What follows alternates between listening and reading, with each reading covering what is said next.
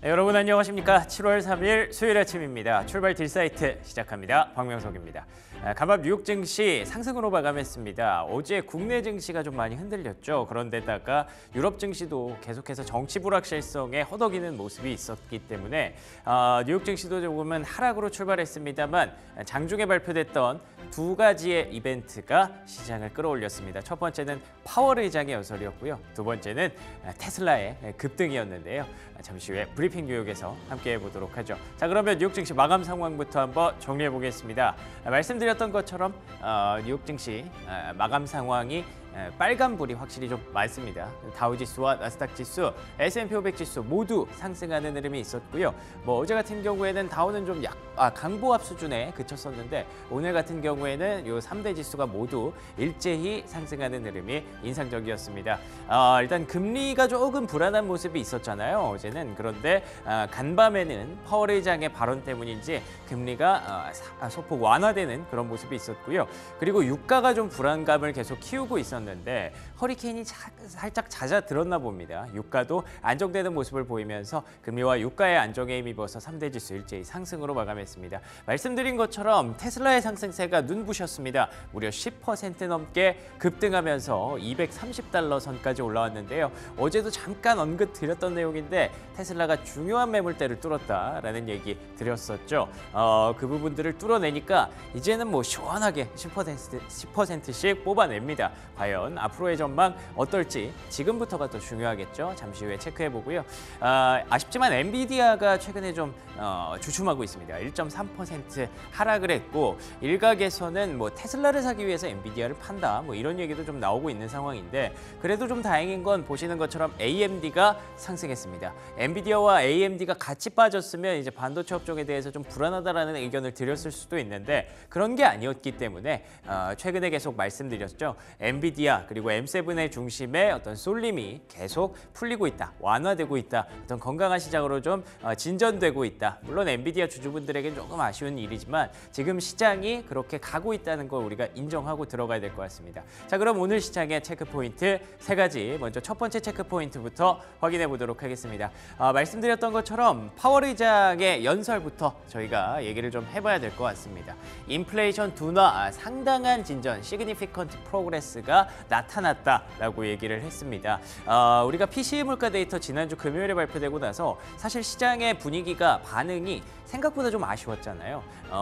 확실히 그들이 원하는 대로 나왔는데 왜 이럴까? 조금 더 둔화됐어야 된다 이런 이상한 핑계까지 됐었는데 역시 연준은 PCE 물가 데이터 좋아하나 봅니다. PCE 물가 데이터를 보고 이 얘기를 했기 때문에 물가가 둔화되는 걸 확실하게 얘기를 해줬다는 점에서 시장이 한번 자신감을 얻을 수 있는 계기가 됐었죠. 다음 장 넘겨주시면요. 파월 의장뿐만 아니라 굴수비 총재도 한마디 거들었습니다. 보시는 것처럼 필요한 만큼만 제한적으로 운영해야 된다. 이게 어떤 의미인지 조금 헷갈리실 수도 있을 것 같은데요. 일단 제한적인 운영 자체가 지금 연준이 하고 있는 행동입니다. 그게 뭐냐면 금리를 계속 제한하는 거죠. 압박을 하는 거죠. 지금 계속 동결 기조를 유지하고 있고 인하의 시점에 대해서 아직 힌트를 주고 있지 않잖아요. 근데 이 상황을 너무 이렇게까지 빡빡하게 할 필요는 없다라고 굴스비 총재가 얘기를 거둔 건데요. 여기 얘기를 하는 게 뭐냐면 내가 지금 보기에 미국 경기에서 뭔가 지금 불안한 상황들이 계속 발견이 되고 있다. 그러니까 경기 둔화의 시그널이 발견이 되고 있기 때문에 이걸 막으려면 연준이 지금처럼 행동해서는 안 되고 보험성 금리 인하라도 뭔가 하나를 꺼내줘야 된다라는 얘기를 했기 때문에 시장의 자신감이 더 상승할 수 있는 계기가 됐습니다. 물론 이 사람은 아쉽지만 이번에는 투표권이 없습니다. 그럼에도 불구하고 연준 위원들 그리고 연준 의장이 이런 시장에 자신감을 심어주는 발언들을 했다는 점에서 확실히 우리는 데이터만 보고 가는 게 맞겠구나라는 생각을 하게 됐습니다. 자, 그러면 두 번째 체크 포인트 한번 확인해 보시죠. 두 번째 체크 포인트는 유럽으로 갑니다. 앞서 잠깐 말씀드린 것처럼 최근에 유럽 증시 프랑스발 정치 불확실성으로 인해서 그런데다가 이제 내일이면 영국에서도 총선이 치러지기 때문에 영국도 지금 불안한 나라 중에 하나거든요. 이런 부분들이 계속 유럽 증시를 좀 압박하는 과정에서 달러 강세가 심화되는 그런 악영향을 좀 미치고 있었는데 보시는 것처럼 유럽 물가도 둔화가 됐습니다. 일단 시장 예상치도 하회하는 2%대 물가가 계속 확인이 되고 있고요. 유럽 증시가 하락으로 출발하고 유로스톡스 증시는 급락하는 모습도 보였습니다만 그 낙폭을 많이 줄일 수 있었던 계기가 여기에서 왔다고 평가를 해볼 수가 있을 것 같습니다. 다음 장 넘겨주시면요. 이에 대해서 22의 라가르드 총재도 한마디를 했습니다. 사실 파월 의장이랑 라가르드 총재가 같은 자리에 만난 거예요. 어떤 컨퍼런스 포럼 같은 곳에서 만나서 각자 얘기를 했는데 라가르드 총재는 뭐 금리 인하 얘기겠죠. 서두를 필요 없다. 물가가 떨어지고 있지만 그래도 아직까지 확인할 부분이 많다라고 라가르드 총재는 약간 제한적인 얘기를 했습니다. 근데 이게 사실 파월 의장도 한 얘기거든요. 라가르드 총재도 이렇게 얘기하는 건 뭐 일단은 지금 뭐 많은 힌트를 주고 싶지는 않겠죠. 너무 시장이 놀라면은 안 되니까. 그렇기 때문에 앞서 말씀드렸던 것처럼 이런 사례들을 통해서 저희가 챙겨볼 수 있는 건 결국 우리는 여러 가지 불확실성들이 있어도 데이터만 보고 가는 게 확실하다. 앞서 보셨던 대로 유럽 물가도 둔화됐고요. 지난주에 PC 연준이 중요하게 생각하는 물가도 둔화됐기 때문에 그 부분만 보고 조만간 금리 인하 시즌이 올 것이다라고 믿는 것이 맞겠죠. 그러면 변동성 있을 때 좀 떨어지면 그때 바이 더 딥 계속 아직까지는 밀리면 사라가 아직까지는 적절해 보입니다. 자, 그러면 세 번째 체크 포인트 확인해 보도록 하겠습니다. 세 번째 체크 포인트는 그럼에도 불구하고 조금 걸리는 포인트 한 가지만 준비해 봤는데요. 역시나 고용입니다. 안정적인 고용 보시는 것처럼 쭉 내려오다가 이번에 살짝 올라갔죠. 뭐 요거 올라갔다고 뭐 우리가 큰일이 났다 그럴 건 아닙니다만 이거는 이제 졸트 보고서라고 해서 이제 월 초에 발표되는 구인구직 보고서인데요. 구인 건수가 확실히 좀 늘어났습니다. 고용은 여전히 탄탄하고요. 안정적이고요. 일각에서는 여전히 뜨겁다라는 표현까지 하고 있는데요. 내일 안 그래도 이제 7월 4일이 미국 증시가 휴장이기 때문에 내일 중요한 두 가지 고용 지표가 동시에 발표됩니다. ADP 민간 고용과 주간 실업수당 청구 건수 그리고 7월 4일을 쉬고 나면 금요일에는 노동부에서 발표되는 고용 보고서, 고용 데이터까지 발표가 되기 때문에 계속해서 뜨거운 고용이 나온다면 그리고 이제 임금 상승률이 조금 다시 올라가는 모습이 있다면 그건 또 물가 데이터를 믿을 수 없게 하는 그런 자료가 되거든요. 그렇기 때문에 앞서 말씀드린 대로 데이터에 기반해야 된다는 점에서 이미 졸트 보고서가 살짝 상승했다는 거 감안을 한다면 이번 주 내에는 고용으로 인해서 다시 한번 시장에 불확실성과 변동성이 올 수도 있다는 거, 그 부분은 챙겨놓고 가시면 좋을 것 같습니다. 자, 그러면 특징주 세 가지로 넘어가 보도록 하겠습니다. 오늘 뭐 시장에 대한 어떤 체크 포인트, 뭐 연준이 이런 말을 했다, ECB가 이런 말을 했다, 다 중요하긴 합니다만 이것보다 중요하진 않을 것 같습니다. 테슬라가 10% 넘게 급등을 했습니다. 테슬라 어제 이 일봉을 보면서 뭔가 중요한 매물대, 그러니까 $200 선을 넘어서는 과정이 굉장히 좀 깔끔하고 시장에 기대감을 갖게 했다라고 말씀드렸는데 이게 역시나 끝까지 특히나 이 양봉이 꽉 찬 게 저는 참 좋더라고요. 그러니까 끝까지 계속 오르면서 마감이 됐다는 거죠. 10% 넘게 급등을 하는 그런 기염을 토했는데요. 아시는 것처럼 2분기 인도량이 발표가 됐습니다. 2분기에 44만 대 가량을 인도를 했는데 작년 대비해서는 확실히 줄었습니다. 이건 근데 우리가 이미 알고 있었던 내용이고 시장의 예상치인 42만 대보다는 훨씬 좋았습니다. 가격 인하 정책이 확실히 잘 먹혔다고 하더라고요. 그래서 테슬라라는 종목이 지금까지 모든 악재들을 뭐 이미 내포하고 있는 주가가 아니었냐라고 얘기를 한다면 그것 또한 어느 정도 수긍할 수 있는 부분이거든요. 그래서 예상보다 좋았네. 그러면 44만 대, 자 이제 가자 하면서 테슬라가 깨어날 수 있는 상황인 거죠.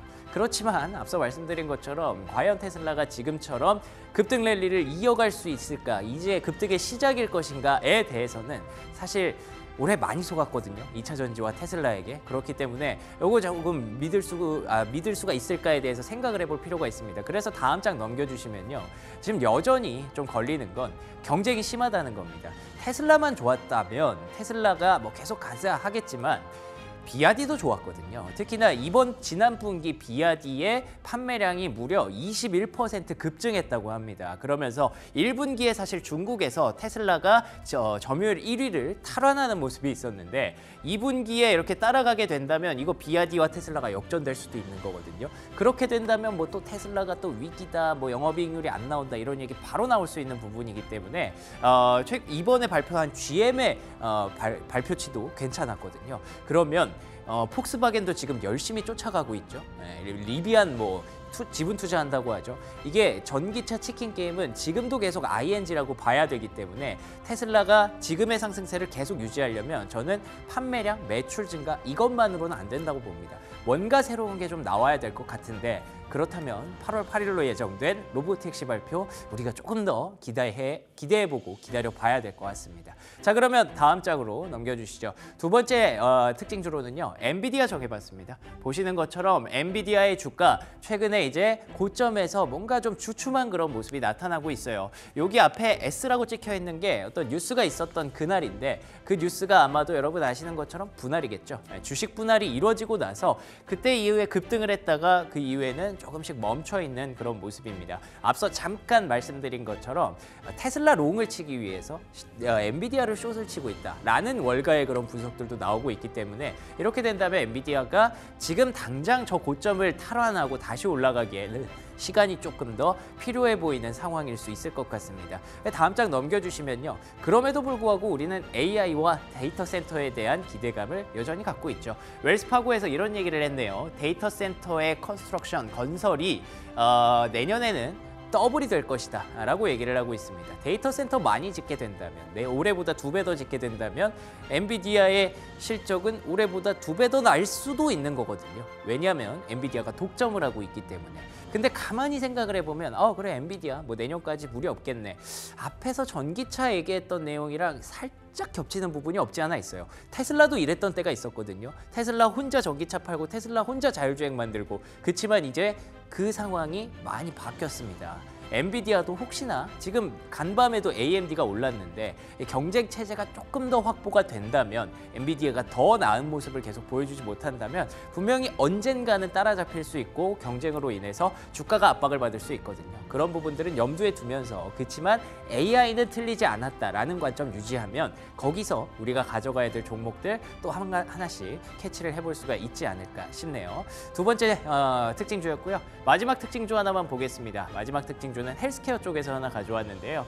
와, 이제는 인류가 비만에 이어서 알츠하이머까지 정복을 하는 걸까요? 일라이 릴리의 알츠하이머 약인 도나네맙이 FDA의 최종 승인을 획득했습니다. 원래 기존에도 레켐비라는 약이 있었는데 그 약에 비해서 효과도 훨씬 좋고요. 그리고 레켐비는 2주에 한 번 투약을 해야 되는데 이거는 한 달에 한 번만 투약하면 된다고 하더라고요. 결과가 뭐 100% 치료하는 건 아닙니다. 삼상 결과가 위약에 비해서 위약군에 비해서 35% 정도 그 인지를 조금 더 늦춰주는 인지가 저하되는 그 속도를 늦춰주는 효과를 보였다고 하는데 어찌됐든 이 뉴스만으로 인해서 그런데다가 어제 사실 삼성바이오로직스가 뭐 미국 제약사에서 1.5조 원의 아주 역대급 수주를 받았다고 하던데 그게 이 도나네맙일 수 있다고 하더라고요. 근데 마침 또 이 뉴스가 간밤에 나오니까 이게 연결되는 것 같기도 하고요. 그래서 일라이 릴리 주가 폭등했을까요? 다음 장 넘겨주시면요. 그럼에도 불구하고 좀 빠졌습니다. 그 이유는 프레지던트 바이든이 노보 노디스크와 일라이 릴리의 이 그 비만 치료제 약값이 너무 비싸라고 한마디를 했기 때문이죠. 그러면 FDA의 승인보다 이 바이든의 한마디가 지금 더 큰 상황인가? 라고도 인지를 할 수 있을 것 같은데 지금 시즌이 그런 것 같아요. 아무래도 대선 시즌 들어오다 보니까 그런데다가 이 헬스케어 종목들은 사실 정치 불확실성과 가장 밀접하게 연결되어 있는 부분이잖아요. 바이든 대통령, 트럼프 전 대통령의 입장이 굉장히 첨예하게 다르기 때문에 이 부분들을 일단은 염두에 둬야 될 것 같은데 그렇다고 해서 뭐 일라이 릴리의 주가가 오늘 이것 때문에 폭락한 게 아닙니다. 하락하다가 하락분 대거 이제 마되하면서 거의 뭐 약보합까지 올려가면서 마감이 됐거든요. 어쨌든 대세임에는 틀림없는 사실이고요. 그렇지만 그래도 여러분들 챙겨가셔야 될 이 최근에 비만 치료제 모멘텀이 국내 시장에서 너무 핫해졌잖아요. 이런 부분들은 약간은 조금 흔들릴 수도 있겠네라는 포인트는 잡아가시면서 일라이 릴리와 노보노디스크에 대한 투자 전략 그리고 또 비만 치료제에 대한 투자 전략 가져가시면 좋을 것 같습니다. 자, 여기까지 브리핑 뉴욕 쭉 살펴봤고요. 이어서 조은준 캐스터가 시황 조금 더 얹어드리겠습니다. 간밤 글로벌 시황 살펴보도록 하겠습니다. 원달러 대비 원화 환율은 3원 오른 1,386원에 거래 마쳤는데요. 어제 국내장 마감 시간 기준으로는 1,388원을 기록했습니다. 트럼프 미국 전 대통령의 재선의 가능성과 그 아시아 통화 약세에 동조하면서 이 상승폭을 키우다 조금은 안정을 찾은 모습이었습니다. 트럼프 재집권 가능성은 정치 불안을 일으키면서 달러 강세를 일으키고 있는데요. 과세 부과에 따른 인플레이션과 재정 적자가 가중될 거란 우려가 높아지면서 미국 국채 금리는 정말 많이 올랐었습니다. 하지만 어제 1.21% 하락한 모습이었는데요. 간밤에 파월 연방준비제도 의장의 발언 이후 금리 인하에 대한 전망이 가능성에 있으면서 전 거래일보다 1.21% 하락했습니다. 국제유가도 한번 살펴보도록 하겠습니다. 허리케인 베릴이 미국 북부 멕시코만의 주요 해양 생산 지역을 벗어남으로 예측되면서 이 공급 차질에 대한 우려가 사라졌고요. 그래서 상승분 반납한 모습입니다. WTI 0.38% 하락하면서 83달러 초반대에 거래 마쳤고요. 브렌트유도 하락하면서 86달러 중반대에 거래 마쳤습니다. 원자재 시황도 한번 알아보도록 하겠습니다. 금은 0.01% 상승한 모습인데요. 이틀째 2320선에서 2340선 사이에서 움직이고 있습니다. 지난 며칠 동안 금 선물 가격은 변동이 거의 없는 모습이었습니다. 현재 애널리스트들은 금에 대한 투자 수요가 증가할 것으로 예상하고 있지만 중국의 금 수요가 줄어들 거란 전망에 하방 압력을 가할 수 있을 것이라고도 보고 있습니다. 은은 0.73%, 구리는 0.2% 상승했고요. 이 밖에 아연을 제외하고 백금, 팔라듐, 알루미늄 선물도 모두 상승 마감했습니다. 곡물 시장은 혼조세를 보였는데요. 밀은 1% 넘게 하락했고요. 대두와 옥수수 선물 상승 마감했습니다. 이어서 오늘 있을 경제 일정도 한번 살펴보도록 하겠습니다. 윌리엄스 뉴욕 연은 총재 연설, 그리고 6월 ADP 민간 고용, 주간 실업수당 청구 건수 발표, 6월 ISM 서비스업 PMI 지표 발표, 그리고 주간 원유 재고 발표 예정되어 있습니다. 이 점 참고하시면서 지금부터 프리미엄 미국 주식 시작하도록 하겠습니다.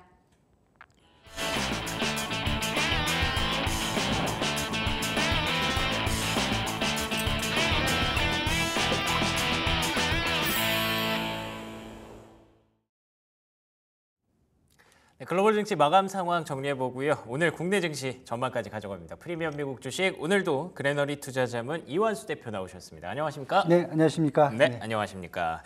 자, 오늘 간밤에 뉴욕 증시 상황부터 정리해봐야 될 텐데 아무래도 많은 분들이 파월 연준 의장의 입에 좀 주목을 맞습니다. 하셨을 것 같습니다. 네. 어떻게 시장이 좀 만족할 만한 얘기가 좀 나온 것 같아요. 네, 일단은 어제 같은 경우에 매크로 지표들을 보시면은 5월 구인구직 보고서가 이제 시장 전망치에 부합하게 일단 공개가 됐고요. 그다음에 연준 파월 의장의 발언도 예상에서 빗나가지가 않았다. 그러니까 예상에서 좀 더 빗나갔으면 좀 문제가 될 수 있었는데 그렇죠. 예상 정도 수준 나왔기 때문에 시장에서는 조금 더 좀 긍정적으로 받아들인 것 같습니다. 그리고 트럼프발 이제 국채금리 급등도 진정되는 모습을 보였기 때문에 어제 같은 경우 이제 투자 심리가 좀 안정화가 됐습니다. 그래서 업종별로 본다면 테슬라를 비롯한 이 전기차 업종들이 일제히 좀 상승을 했고요. 예. 반도체 업종도 마찬가지고요.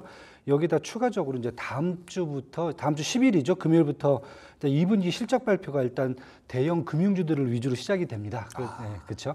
2분기에도 지금 보시면은 네. 고금리가 유지가 되면서 넷 인터레스트 마진이죠. 님이라는 넷 인터레스트 마진이 계속 높게 유지가 됐다라는 시장 전망치가 있었기 때문에 어제 대형 금융주도 또 일제히 상승하는 그런 모습을 보였습니다. 그래서 미국 같은 경우 지금 기술주와 업종 대형주가 장세가 계속 이어지고 있다 이렇게 지금 보시면 될 것 같습니다. 뭐 전형적인 이제 실적 시즌을 준비하고 있는 그런 과정이라고 봐야 될 것 같네요. 예, 실적 시즌 전에는 사실 모멘텀 종목들이 움직이기보다는 실적에 대한 기대감이 높은 종목들이 이제 그 박자를 좀 맞춰가는 모습들을 보이는데 벌써 이제 7월 3일 3거래일 지나왔고요. 다음 주부터는 이제 본격적인 실적 시즌에 들어가기 때문에 금융주가 가장 먼저 스타트를 끊죠. 최근에 금융주의 상승세 잘 챙겨볼 필요는 있을 것 같습니다. 기술주 얘기 한번 조금만 더 해볼까요? 일단 간밤에는 엔비디아 빼고는 다 올랐던 것 같아요. 네, 맞습니다. 네. 네. 뭐 엔비디아는 다들 예상하시다시피 좀 조정을 좀 필요하다 그런 좀 쉴 때가 됐죠. 그런 상황이기 때문에 예. 사실 부담 없는 조정인 것 같아요. 누구한테나든지 대신에 이제 어제 테슬라가 조금 이제 급등을 하면서 그러니까요. 나머지 이제 IT 업종들을 끌어올리는 이제 모습을 좀 보여줬고요. 예. 사실 전망치가 이제 한 2분기가 한 43만 8천 대 정도를 생각했었는데 실제 인도량을 보니까 44만 3천 대로 시장 전망치가 높게 나타났습니다. 그러면서 그렇지만은 일단은 전년 2분기에 비해서는 한 4.8% 이제 감소를 했고요. 인도량이 예. 그다음에 1분기, 2분기, 두 분기 연속 감소량이 나타났습니다. 하지만은 1분기 대비해서는 한 14.8% 증가가 나타나니까 시장에서 보는 것은 회복력을 보여주고 있다. 여기 일단 가장 크게 적용을 하는 것 같습니다. 뭐 당연히 이제 중국 시장에서 판매량이 좀 많이 줄었고요. 유럽에서도 네. 좀 판매가 부진이 나타나는 모습을 좀 보여주고 있습니다. 하지만은 지금 두 가지 이제 측면에서 보여지는데요. 예. 하나는 상반기 이제 중국이죠. 중국 업체들의 증가량이 되게 크게 나타났습니다. 경쟁이 치열하더라고요. 네. 그래서 뭐 중국 뭐 샤오펑이라든지 리오토, 지커까지 작년 상반기에 비해서 최소한 한 25%에서 거의 100%까지 인도량이 증가할 정도로 보였기 때문에 시장에서 보는 것은 전반적인 글로벌 전기차 시장의 수요는 죽지 않았다. 이렇게 됐을 경우에 테슬라가 하반기에도 이 증가세를 이어가는데 큰 문제가 없다라고 이렇게 보여지는 것 같고요. 두 번째는 지금 워드부시 같은 경우는 이렇게 얘기를 합니다. 상당한 회복력을 나타내고 있고 저 8월 8일에 예정된 로브택시죠. 이것을 좀 기대할 수 있을 거다. 그런데 예. 워드부시 같은 경우 이제 목표 주가를 이제 275달러까지 상향 조정을 했습니다. 그래서 여기에 지금 시장이 조금 이제 아까도 언급을 하셨지만은 지금 엔비디아를 이제 정리를 좀 하고 많이 올랐으니까 테슬라라든지 전기차 쪽으로 이제 갈아타는 그런 모습들이 조금 보이고 있어 갖고 어제 테슬라에 대한 주가가 조금 더 크게 반영이 되지 않았나 이렇게 지금 보여집니다. 아무래도 좀 오랜 기간 눌려 있다 보니까 그 약간 울분을 토하는 듯한 그런 맞습니다. 상승세가 이번 주 들어서 테슬라에게 보여지고 있는데 그렇다면 살짝 그거 여쭤봐도 될까요? 테슬라가 이틀 연속 급등을 한 상황에서 네. 이제 늦지 않았나? 신규 진입을 고민하시는 분들은 어떤 선택지가 좀 필요할까요? 일단은 뭐 전반적인 펀더멘탈이 연초에 생각했던 것보다는 조금 좀 상향 조정되는 것 같아요. 일단 좋아지는 것 네, 같고요. 좋아지는 거죠. 네. 왜냐하면 1분기에 안 좋았던 부분들이 2분기에는 좀 회복력을 보여주고 있고, 그다음에 글로벌 전기차 시장이 아직 죽지 않았다. 예. 올해도 한 20% 성장을 할 수 있다라는 그러한 전망이 계속 제기가 되면서 결국은 3분기, 4분기로 갈수록 테슬라의 전반적인 실적이라든지 아니면 레베뉴라든지 판매량은 좀 더 상향 조정되지 않을까. 이렇게 지금 본다면은 어제도 제가 말씀드렸지만 한 $200 언저리에서는 저 펀드멘탈에 대해서 아마 이제 그 적합한 평가를 받을 수 있겠지만은 예. 그 이상으로 갈수록은 조금 고평가 생각을 한다 그러면은 그렇군요. 큰 수익률을 기대하기는 쉽지는 않다. 어렵다. 그 대신에 그래도 상향을 보고 들어간다면은 테슬라에 대한 투자 매력도는 아직도 있다라고 이렇게 보셔야 될 것 같습니다. 이게 참 어렵습니다. 낙폭과대가 되어 있을 때는 사실 언제 오를지 몰라서 접근하기가 어려운데. 네, 맞습니다. 근데 또 이게 또 한 번 불 붙기 시작하면 이렇게 급격하게 올라가니까 따라잡기도 좀 어려운 앞으로에 대한 전망이 좀 불투명하다 보니까 테슬라에 대해서 아직까지는 기대 수익률이 그렇게 높지 않다라는 관점 주셨으니까요. 참고하시면 좋을 것 같고요. 특징주 하나만 더 볼까요? 일라이릴리 얘기 한번 해보겠습니다. 알츠하이머 치료제가 FDA 승인을 받았는데 바이든 대통령이 어떤 약간 견제 아닌 견제로 인해서 맞습니다. 주가가 크게 뻗어나가지 못했어요. 어떻게 네네. 보셨나요? 일단은 이제 알츠하이머 병 같은 경우에는 미국에서 두 번째입니다.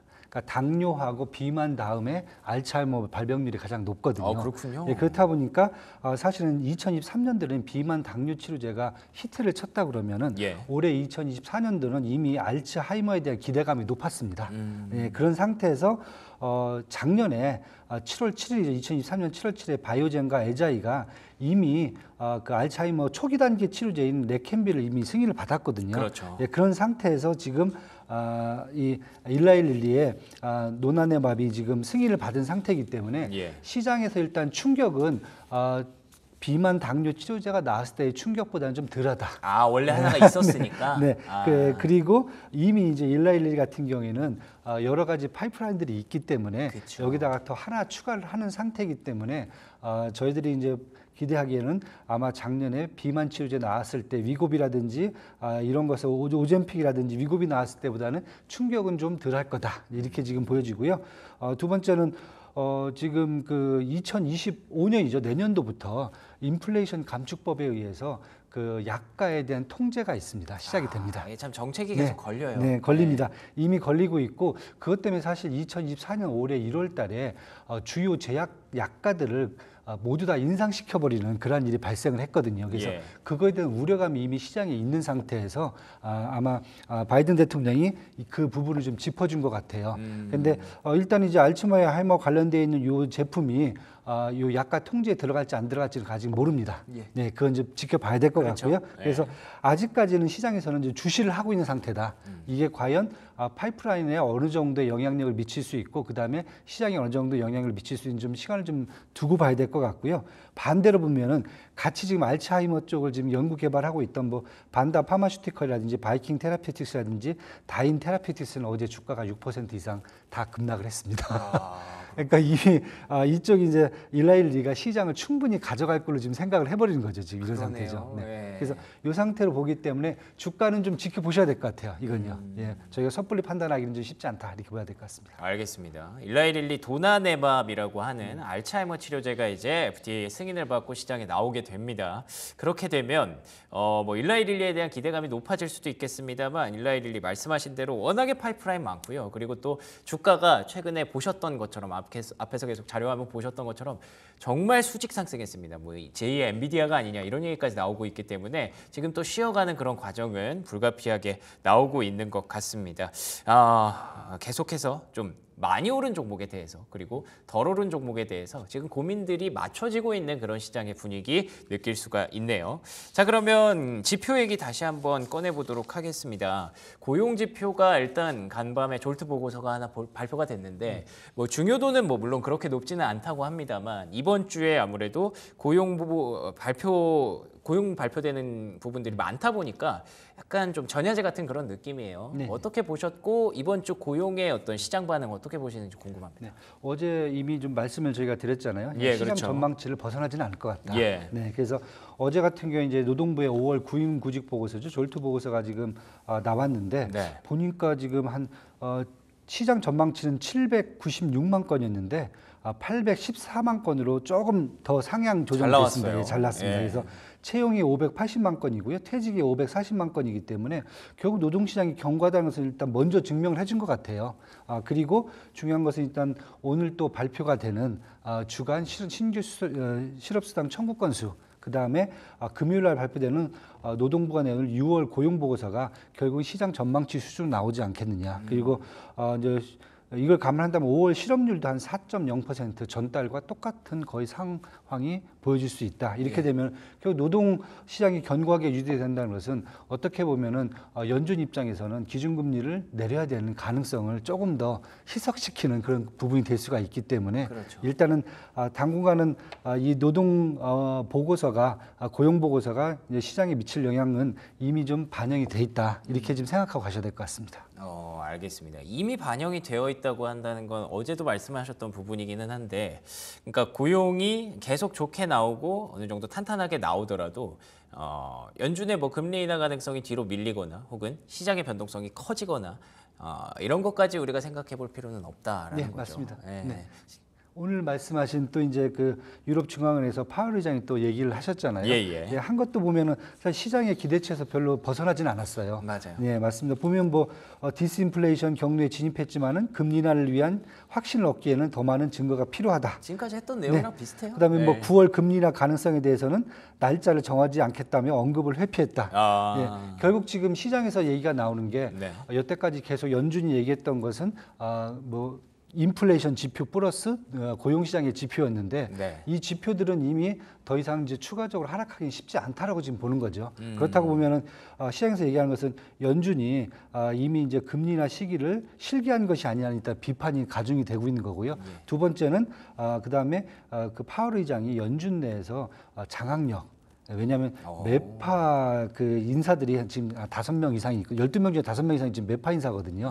이분들의 통제가 지금 안 되고 있고 이분들이 연준의 어떤 스탠스를 대변하는 것도 아닌데 계속 발언을 하면서 시장을 이제 거의 매파적으로 끌고 가고 있거든요. 그래서 이런 부분에 대해서 파월 의장이 어느 정도 통제력을 좀 많이 잃은 것이 아니냐 이런 부분까지 제기가 되면서 결국은 노동시장이나 인플레이션보다는 경기 둔화에 초점을 맞춰갖고 기준금리를 조정해야 되는 그런 시기가 온 게 아니냐 이런 식으로 지금 시장은 계속 지금 끌고 가는 그런 입장이라고 보시면 될 것 같습니다. 알겠습니다. 계속해서 말씀해 주시는 포인트죠. 이제 금리, 시중금리의 변수보다 경기 변수가 조금 더 커지고 있는 그런 분위기다라는 점 얘기를 해주고 계시기 때문에 보험성 금리 인하에 대한 기대감은 여전히 좀 살아있다라고 봐야 될 것 같습니다. 그렇기 때문에 데이터만 보고 우리는 크게 걱정을 할 단계는 아니다. 일단 고용이 어떻게 발표되는지 시장 영향 어떻게 미치는지 이번 주에 계속 체크해 볼 필요는 있을 것 같습니다. 자, 그러면 달러 얘기 한 번만 해볼까요? 달러가 최근에 계속 강세 압력을 받고 있다라고 하고요. 유럽이 계속 불안하다 보니까 달러의 상승세가 더 돋보이는 것 같습니다. 맞습니다. 이게 시장에 미치는 영향이나 이런 부분들 체크해 주실 수 있을까요? 네, 당분간 달러 강세는 더 유지가 될 수 있다. 그렇군요. 달러 인덱스가 지금 105 이상을 기록하면서 사실 강세가 계속 유지가 되고 있거든요. 일단 단기적인 요인으로 본다면 6월 달에 유럽 중앙은행이 일단 기준금리를 4.25%로 인하하면서 이제 유로화 약세, 달러화 강세 공식이 벌써 생겨버렸습니다. 그렇죠. 달러화 인덱스에서 유로화가 차지하는 비중이 한 55%가 되거든요. 여기에다가 스위스 중앙은행과 캐나다 중앙은행도 사실 기준금리를 지난달에 이미 인하를 했거든요. 그래서 이런 부분들이 어떻게 보면 달러 인덱스 바스켓 통화들이 약세로 전환된 것이 달러 강세를 계속 유지하는 그런 측면이다. 이렇게 지금 보시면 될 것 같고요. 물론 여기에 이제 중동 지역에서 안전자산 선호도가 높아지면서 달러화의 수요도 증가한 것이 한몫을 하고 있다. 이렇게 지금 보셔야 될 것 같아요. 그래서 달러화가 이제 기준금리를 내리지 않으면은 사실 지속적으로 강세가 유지될 수밖에 없다라고 지금 시장은 좀 판단을 하는 것 같습니다. 그리고 지금 뭐 장기적으로 본다면 이미 이제 IMF 같은 경우는 4월 달에 이제 미국의 이제 올해 GDP 성장률을 기존의 2.1%에서 2.7%로 상향 조정을 했어요. 그러니까 장기적으로 또 봤을 경우에 미국의 이제 경기가 계속 강세를 간다라고 보면은 달러와 강세는 또 장기적으로도 이어질 수 있다. 이런 부분까지 지금 두 개가 다 포함돼서 움직이고 있는 모습을 보이기 때문에 결국 뭐 달러와 강세가 가장 중요한 거니까요. 그 반대 측면에 있는 원화라든지 엔화라든지 위안화는 계속 약세를 유지할 수밖에 없는 지금 구조다. 이렇게 지금 보셔야 될 것 같습니다. 그래서 구조적으로 지금 달러와 강세가 이어지고 있다. 이렇게 지금 저희는 판단을 하고 있습니다. 그러면 시장에 미치는 영향은 그냥 뭐 이 부분도 구조적인 부분이기 때문에 크게 막 변동성을 일으키거나 하지는 않겠네요. 만약에 달러가 크게 약세로 간다면 이제 시장에 충격이 올 수가 있겠지만 오히려 그럴 수가 지금 있군요. 같은 경우에는 달러 강세가 당분간 유지될 수가 있기 때문에 이 부분은 계속 시장이 안고 가는 측면이 있다라고 그럼 보셔야 그걸 될 것 같습니다. 맞춰서 포트폴리오를 짜놓으면 뭐 크게 무리는 없겠네요. 맞습니다. 알겠습니다. 그러면 국내 증시 전망과 어떤 포트폴리오가 적절한지 간단히 정리해 볼까요? 네, 어제하고 저는 이제 동일하게 지금 계속 보고 있고요. 일단 미국 기술주들이 강세로 전환했기 때문에 오늘 이제 국내 기술주들이 여기에 동조화될 것으로 예상이 됩니다. 어제 같은 경우에는 좀 우리가 봐도 심하게 좀 조정을 받았는데 그 부분을 다시 좀 메꿔주지 않을까. 그다음에 이제 5월 5일에 삼성전자 2분기 잠정 실적치 발표를 앞두고 있기 때문에 아마 시장의 기대감은 좀 커질 수 있다 이렇게 지금 보여집니다. 그리고 두 번째는 계속 제가 이제 환율 말씀을 드리면서 수출주에 대한 관심도 지속을 해야 된다. 이미 이제 수출이 지표가 발표가 됐는데 수출이 전년 대비해서 사실 5.1%가 상승을 했거든요. 그리고 국제 수지도 이제 80억 달러 달 흑자로 9개월 연속 플러스를 나타냈습니다. 그렇다고 보면은 수출에 관련돼 있는 반도체, 자동차, 조선주 쪽에 계속 또 관심을 가져야 되는 상황이 아닌가 지금 이렇게 지금 보여집니다. 그래서 국내 시장은 좀 미국 기술주에 동조화되는 부분하고요. 그 다음에 원화 약세에 따른 자동차, 조선, 반도체 수출주 수혜 여기다 추가적으로 중국 소비주 수혜까지 지속적으로 집중적으로 봐야 될 것 같고요. 네. 또 대형주 위주로 또 계속 가고 있기 때문에 될 수 있으면은 대형주 위주로 손을 좀 내미는 게 더 좋지 않을까 이렇게 지금 판단을 합니다. 알겠습니다. 여전히 전략은 달라지지 않았군요. 어제 증시 보면서 좀 놀라신 분들 많으실 텐데 그래도 뉴욕 증시가 좀 정신을 차려줬기 때문에 국내 증시 오늘은 대형주 중심 그리고 수출주 중심으로 여전히 좀 끌고 갈 수 있기를 기대해 보겠습니다. 지금까지 그레너리 투자자문 이원수 대표와 함께했습니다. 오늘도 좋은 말씀 고맙습니다. 네, 감사합니다. 네, 여기까지 글로벌 증시 마감 상황 정리해봤습니다. 국내 증시 전망으로 이어가겠습니다. 브리핑 서울 최인 앵커와 함께하시죠. 네, 브리핑 서울로 함께하겠습니다. 7월의 첫 걸음이 참 좋았습니다만 어제 우리 시장은 다소 우중충했습니다. 본격적으로 실적 시즌을 코앞에 두고 있는 상황인데 실적 시즌 초반부에는 보통 이 성장주로서 이 대형주로의 쏠림이 좀 나타나고는 하죠. 또 최근에 특징적이었던 건 주춤했었던 2차 전지, 바이오가 다시 한번 강하게 튀어 올라가고 있고 상반기를 주름 잡았었던 반도체나 반도체 소부장 그리고 화장품, 음식료 쪽에서 차익 실현 매물이 출회가 되고 있다는 점입니다. 어제 같은 경우에는 10년물 국채 금리가 강하게 튀어 올라가면서 성장주들이 대거 포진해 있는 코스닥의 하방 압력이 좀 더 강했는데요. 오늘 장은 어떻게 그 흐름이 이어질지도 좀 포인트로 잡아보도록 하겠습니다. 일단 간밤에 테슬라가 또 한 번의 급등세를 보였기 때문에 오늘 국내 증시 안에서 2차 전지 다시 한번 상승 트리거가 나와줄지도 간밤에 주요 포인트로 보셔야 될 텐데 자 어제 이벤트들 올려져 있습니다. 완성차 종목들 어제 현대차, 기아가 주춤한 흐름을 보였었죠. 현대차 그룹주 일제히 하락세였었고요. 자동차 부품주도 계속해서 부진한 흐름을 이어갔었습니다. 최근에 현대차는 인도법인 상장에 대한 기대감으로 한 30만 원 코앞까지 올라왔었죠. 신고가를 연일 갈아치웠었는데 최근 3거래일 동안에만 10%가 넘게 떨어졌습니다. 일단 어제 현대차, 기아 6월달 판매 실적이 발표가 됐는데 수출도 내수도 다 주춤한 그 결과치가 나왔습니다. 특히나 내수는 3개월 연속적인 내리막길을 걸어갔다라는데 방점을 찍으면서 어제 주가가 흔들렸었는데요. 그런데 일각에서는 현대차 지금 담아야 된다라는 이야기도 나와주고 있습니다. 원체 인도법인 상장이라는 그 기대감 아직 개화도 되지 않았죠. 지금부터 담아서 어디까지 끌고 가야 될 것인가 오늘 이야기 나눠보도록 하겠고요. 간밤에 테슬라가 올랐기 때문에 오늘 장에서 2차 전지 점검 들어가 보겠습니다. 자, 두 번째로는 밸류업 보도록 하겠습니다. 밸류업이라는 키워드가 올해 상반기 그리고 한 1월, 2월쯤에 시장 안에서 하드캐리를 해줬던 모양새였었는데 전일에는 정부의 밸류업 세제 지원 발표가 임박했다라는 소식이 전해지면서 다시 한번 강하게 올라서는 모습이었습니다. 어제 금융주, 보험주, 증권주 너나 할 것 없이 시세가 나와줬었는데요. 특히나 4대 금융지주 모두 올랐고요. 그 안에서 KB금융 목표가 상향 리포트도 있었습니다. 다시 한번 신고가 갈아치웠는데 지금 밸류업 포트에 담을 때일까? 오늘 이야기 나눠보겠습니다. 세 번째로는 게임주 볼게요. 시프트업 공모가가 어제 확정이 됐습니다. 6만 원. 그 희망 밴드 최상단에 자리를 하게 됐는데 이제 상장을 하게 된다면 상장이 되어 있는 게임사들 중에 네 번째로 큰 기업이 탄생을 하게 됩니다. 크래프톤, 넷마블, NC소프트 그리고 시프트업이 될 텐데요. 어제가 청약 첫날이었고 오늘도 그 청약이 이어집니다. 경쟁이 한 13대 1로 이야기가 되고 있는데 그런데 생각만큼 기대만큼이나 경쟁은 치열하지 않다라는 이야기도 나와주고 있는 상황입니다. 한편 어제 이노스페이스가 우주항공 기업인데요. 코스닥 시장에 첫 발을 내디뎠지만 20%가 넘는 하락으로 골 깊은 하락으로 끝이 났었거든요. 공모주 이제 거품 빠지는 거 아니냐라는 우려도 나와주고 있습니다. 시프트업 관련해서 어떻게 봐야 될지 게임주 전반적으로 이야기 나눠보도록 하겠습니다. 일단 간밤에 마감시황, 전일 마감시황 조은준 캐스터와 함께하겠습니다.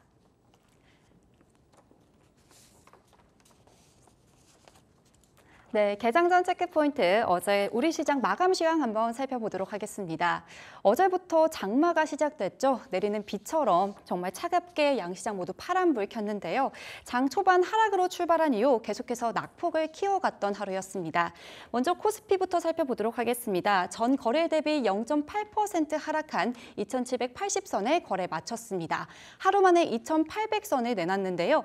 기관이 돌아선 모습이었고요. 3,500억 원 매도 우위 보였습니다. 코스닥은 더 큰 하락 보였습니다. 2% 넘게 하락하면서 829포인트에까지 내려왔는데 5개월 만에 830선을 뚫었습니다. 수급도 확인해 보시면요. 기관과 외국인 물량을 조금 많이 덜어냈는데 1,000억 원 이상 팔면서 계속해서 하방 압력 가하던 모습이었습니다. 이어서 시가총액 상위 종목도 한번 살펴보도록 하겠습니다. 하락한 종목이 더 많이 보이는 가운데 이 삼성바이오로직스 상승불 켠 모습 눈에 띄고 있는데요. 이거래 연속 강세였습니다. 삼성바이오로직스가 1조 4천억 원 넘는 초대형 CMO 계약을 따냈다는 소식도 어제 전해졌고요. 이에 더해 자회사인 삼성바이오에피스도 미국 FDA로부터 자가 면역 질환 치료제 허가를 받으면서 하반기에는 더욱 주목이 되는 종목입니다. 삼성전자는 등락을 반복하다 결국 보합권에서 거래 마쳤고요. SK하이닉스 1% 넘게 하락하면서 거래 마쳤습니다. 완성차주도 기아차, 현대차 모두 4% 전후로 하락한 모습이었습니다. 이어서 코스닥 상위 종목도 한번 살펴보도록 하겠습니다. 상위단이 전반적으로 큰 낙폭 보였습니다. 에코그룹주 전 거래일에 올라간 만큼 다시 하락한 모습이었고요. 제약주에서는 조금 엇갈린 모습이었습니다. 알테오젠과 HLB는 5% 넘게 하락했고요. 셀트리온 제약이 1% 가까이 상승했는데요. 7위에 자리한 삼천당 제약 8% 넘게 상승하면서 종가 형성했다는 점도 체크하시면 좋겠습니다. 미국 대통령 선거에서 도널드 트럼프 전 대통령이 대선 가능성이 높아지면서 이 국제 금리 상승, 우리 국내 시장에 압력을 가했던 하루였습니다. 하지만 다른 아시아 시장과 다르게 유독 우리 시장만 조금 힘들었던 모습이었는데요. 더 자세한 이야기는 궁금한 종목 Y에서 함께 하시죠. 네, 시장의 난이도가 올라가는 모습입니다. 지금 시장 어떻게 좀 바라보면서 시장 포트 전략 세워봐야 될지 오늘 IS셋 김태성 본부장 모셨습니다. 안녕하세요. 네, 안녕하세요. 네, 본부장님 지금 시장 어떻게 좀 전망하시는지 궁금한데 어제 코스닥이 좀 골이 깊었잖아요. 이 830선 이탈이라는 주는 의미가 좀 있을 것 같아서요. 7월 서머랠리 이야기도 나오지만 본격적으로 조정장 대비해야 된다 목소리도 나오거든요. 일단 오늘 아침에 끝난 미국장을 보고 있노라면 너무 좋았죠? 어제의 조정은 결국 기회였다라고 생각이 좀 들 것 같은데 일단 지수보다는 지금은 종목과 섹터에 더 집중을 해야 되는 7월이 아닐까라는 생각이 듭니다. 뭐 제약바이오 쪽으로 혹은 2차 전지 쪽으로 새로운 수급이 돌아올 수도 있는 이제 7월이기도 하고 하반기이기도 하기 때문에 일단은 지수 걱정보다는 여러분들이 가지고 있는 보유 종목군들 아마 주도 업종들이 많겠죠. 그 기업들의 실적을 먼저 확인을 하시는 것이 맞을 것 같고요. 그 다음에 정말로 제약바이오와 2차 전지가 상반기와 다른 모습을 좀 보여주는지 여부를 꼭 체크를 하시는 게 맞다라는 의견 드려보도록 하겠습니다. 그럼 2차 전지 제약바이오 쪽으로 조금 눈길을 줘야 되는 시점으로 정리해 보면 될까요? 7월. 테슬라 보면 우리가 2차 전지를 되겠죠? 지금은 체크를 해야 될 때가 이제는 슬슬 다가오지 않았나 저는 이렇게 정리 한번 드리도록 할게요. 알겠습니다. 조금 이따 2차 전지 좀 자세히 여쭤보도록 하겠고 현대차, 기아부터 이야기 나눠보도록 하겠습니다. 어제 판매 실적이 나왔어요. 6월 달이요. 근데 내수도 수출도 모두 다 주춤했다라는데 포커스가 찍힌 걸까요? 아니면 최근에 너무 많이 올랐던 그 피로감일까요? 일단 두 가지가 복합적으로 지금 적용이 된 것 같아요. 더욱이 이제 지수도 좋지 않았기 때문에 하락의 폭이 생각보다 굉장히 깊었다라고 좀 말씀드릴 수 있을 것 같은데 자 여기서 이제 우리가 체크를 해야 될 부분 그럼 다른 분야는 어땠는가? 철강은 마이너스 24% 빠졌고요. 화학도 엄청나게 많이 빠졌습니다. 그런데 자동차 조업일수 1.5일 빠진 거 대비해서 0.4% 주춤한 건 그냥 쉬어갔다라는 표현이 저는 더 맞을 것 같다는 생각이 들었어요. 지금의 가격적인 조정은 어떻게 보면 자동차와 자동차 부품주들에게는 올해 하반기 혹은 내년까지 봤었을 때는 굉장히 저는 좋은 기회다라고 생각이 들어요. 특히나 우리가 내수 시장에 대한 포커스를 너무 생각하고 있지는 않죠. 지금 자동차를 볼 때 가장 먼저 생각하는 것은 두 나라입니다. 미국에서 얼마나 더 잘 팔릴 건지 혹은 인도에서 얼마만큼의 좋은 성장세를 보여줄 건지 여기에 플러스해서 그동안 주춤했다라고 평가를 받는 2차 2차전지 전기차가 얼마만큼의 판매량을 회복해 줄 거냐, 이 부분을 이제 좀 고려해 놓고 본다면 저는 지금의 가격적인 조정은 우리가 충분히 이용해 볼 필요는 있다는 의견을 한번 드려보도록 하겠습니다. 그러면 지금 현재 시점에서 현대차, 기아 담아도 된다라고 말씀 주신 것 같은데 담는다면 현대차 쪽으로 좀 더 손을 들어주시겠어요? 아니요. 기아예요? 아니요. 그럼 부품 쪽으로 바라보세요. 현대차, 기아가 여러분들이 여기서 참 오해를 안 하셨으면 저는 좋은 게 현대차, 기아 정말 좋습니다. 네. 그런데 이제 우리 개인 투자자분들, 그러니까 시청자분들 입장에서는 수익률 게임, 그러니까 수익률을 또 생각 안 할 수는 없잖아요. 그렇기 때문에 저는 완성차가 간다면 저는 차라리 부품주를 베팅을 하는 게 개인 투자자분들에게는 오히려 더 이득일 가능성이 높다라는 생각이 들어서 현대차, 기아 좋지만 실질적으로 트레이딩은 저는 부품주 쪽에서 하는 것이 더 좋지 않겠는가라는 전략을 제시드리도록 하겠습니다. 그러니까 수익률 극대화 측면에서 그쵸. 바라본다면 부품이 좀 더 유리하다라는 건데 원체 부품 많잖아요. 그 안에서 바라보시는 부품이 있으시다면요. 일단 인도 시장만을 놓고 본다면 가장 점유율이 높다라고 평가받는 화신을 좀 이야기 드릴 수 있을 것 같은데 저는 인도 시장만 바라보기보다는 북미와 인도 시장을 좀 밸런스 있게 좀 지켜봐야 된다라는 관점에서 봤었을 때 SL이라고 하는 기업의 지금의 조정은 저는 여러분들이 충분히 이용해 볼 필요는 있다라는 생각이 듭니다. 특히나 뭐 SL 같은 경우에는 최근에 52주 신고가, 역사적인 신고가를 달성한 이후 조정이 나오고 있거든요. 우리가 조정이 나오면 매수를 하겠다라고 생각을 하잖아요. 그 조정이 지금 나오고 있습니다. 그런데 뭐가 걱정일까요? 저는 자동차 부품주들을 매수를 하실 때 혹은 매매를 하실 때 SL처럼 미국과 인도에 이미 공장을 가지고 있고 실질적으로 실적에 대한 어떤 견고한 성장세를 좀 보여주고 있는 기업이다라고 하면 주가의 가격은 혹은 주가의 어떤 펀더멘탈에 대한 문제가 없다면 지금 적극적으로 공략을 해도 괜찮다라는 의견을 드려보도록 하겠습니다. 최선호주로 그럼 SL 받고 화신도 괜찮아요. 인도향 매출이 가장 큰 기업으로 알고 있거든요. 화신도 괜찮다. 화신도 괜찮습니다. 하지만 SL이 가면 화신이 따라 올라올 가능성이 지금은 굉장히 높기 때문에 부품주 안에서 순서를 좀 굳이 따져보자면 저는 SL이 탑픽, 그 다음에 화신과 서현 이하를 같이 보는 것도 저는 괜찮다라는 의견을 드리도록 하겠습니다. 오히려 SL, 서현 이화 말씀 주셨고 SL 상단은 그럼 어디로 잡아보면 좋을까요? 저는 1차적인 목표가를 55,000원을 좀 제시드려보도록 하겠는데요. 일단 매수하는 방법이 좀 중요할 것 같아요. 오늘 뭐 상승하면서 시작할 수는 있지만 저는 대체적으로 42,000원에서 45,000원 이 매수 밴드 안에서 천천히 모아가는 전략이 지금은 가장 유리하다라는 의견 드리겠습니다. 딱 지금 그 매수 적기가 와 있네요. 목표가 55,000원까지, 손절가는 4만 원으로 체크해 보시면 되겠습니다. 앞서 테슬라 이야기 잠깐 해주셨지만 10%의 폭등은 좀 남다른 흐름인 것 같아서요. 사실 인도량, 생산량이 생각만큼 나쁘지 않았다에 이제 방점이 찍힌 거잖아요. 이거 2차 전지 진짜 트리거 될지 어떻게 보세요? 저는 충분히 트리거가 될 수 있다 생각을 하는 게 우리가 작년 그리고 올해 1분기 2차 전지 이야기를 했었을 때 가장 많이 기다렸고 가장 먼저 숫자를 확인해야 된다라고 했던 것이 뭐냐면 판매량에 대한 회복입니다. 그런데 5월달, 6월달 우리나라 브랜드 기아차도 그렇지만 GM과 포드에서도 YOY 대비해서 전기차의 판매량의 회복이 어느 정도 나타남을 첫 번째로 확인을 했고 어제 이제 두 번째 테슬라의 판매량까지도 인도량까지도 늘어났음을 우리가 확인을 했기 때문에 2차 전지 대형주들, 그러니까 2년 전에 가장 각광을 받았었던 에코프로 그룹주, LG 그룹주, 포스코 그룹주 이들이 한번 움직여줄 때가 되지 않았나 저는 이렇게 설명을 한번 드리도록 하겠습니다. 그럼 현 시점 2차 전지 베팅 가능하다?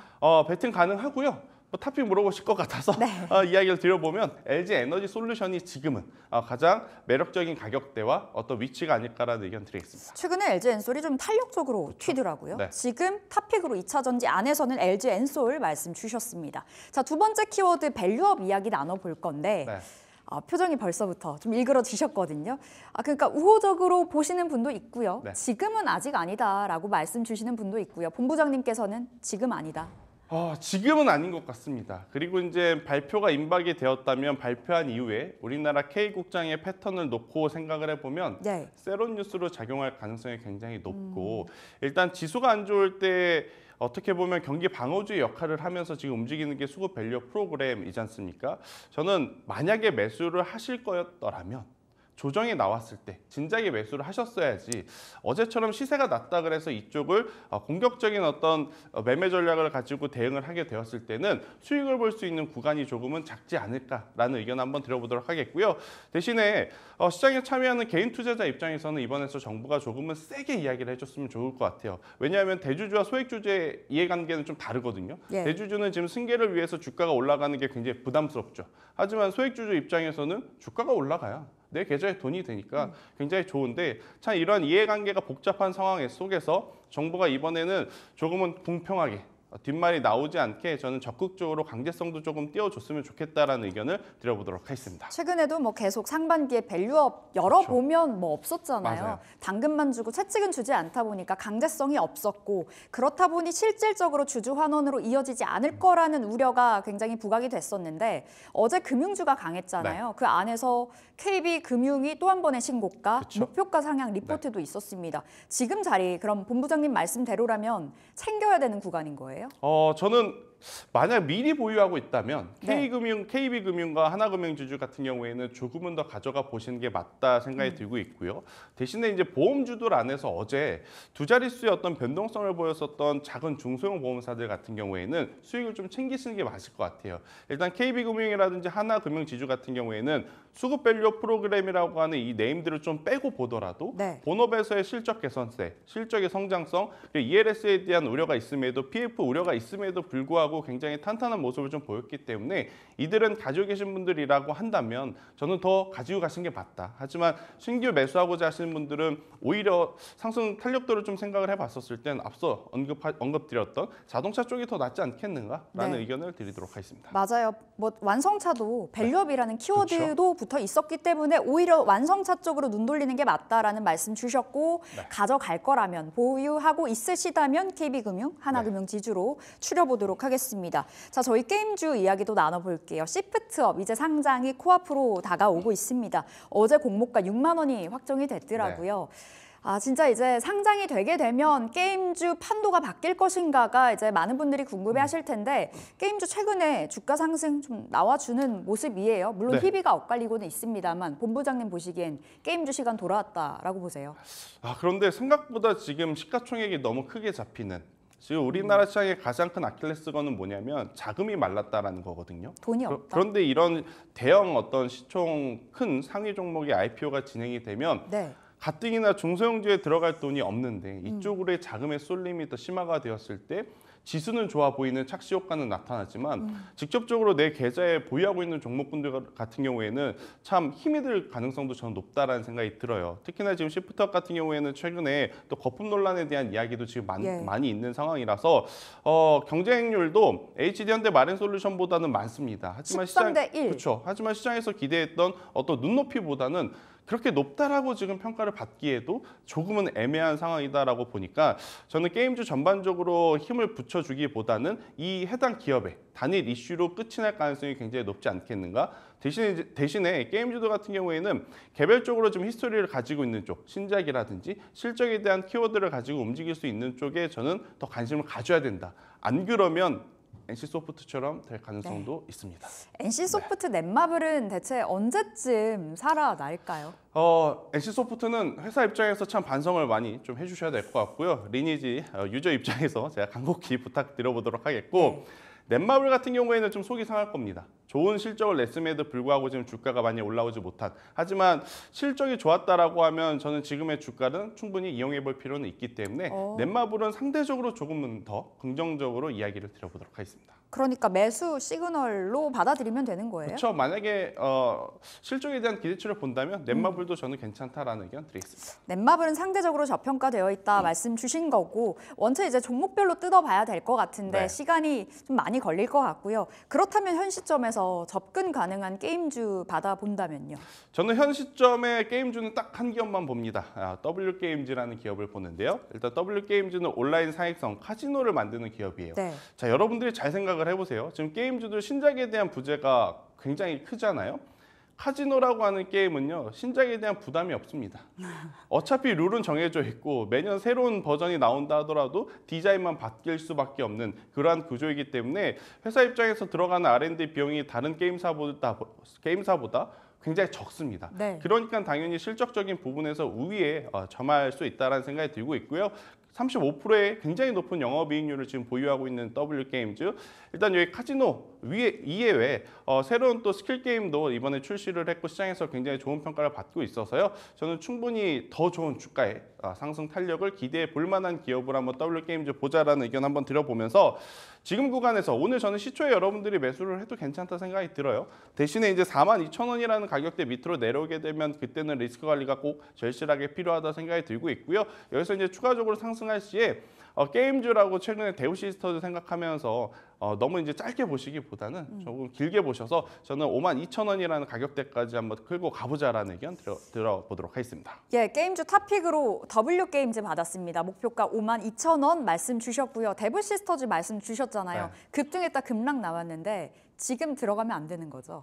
W게임즈 있지 않습니까? W게임즈로 바라보자. 알겠습니다. 네. 이렇게 정리를 해보도록 하겠습니다. 자, 오늘 궁금한 종목 IS 김태성 본부장 함께했습니다. 말씀 고맙습니다.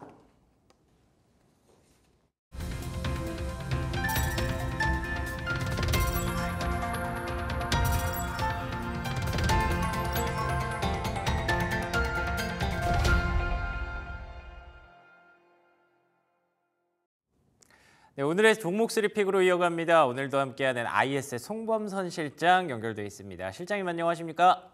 네, 안녕하세요. 좋은 아침입니다. 네, 반갑습니다. 오늘은 또 어떤 종목, 좋은 아침에 어떤 종목 들고 나오셨을까요?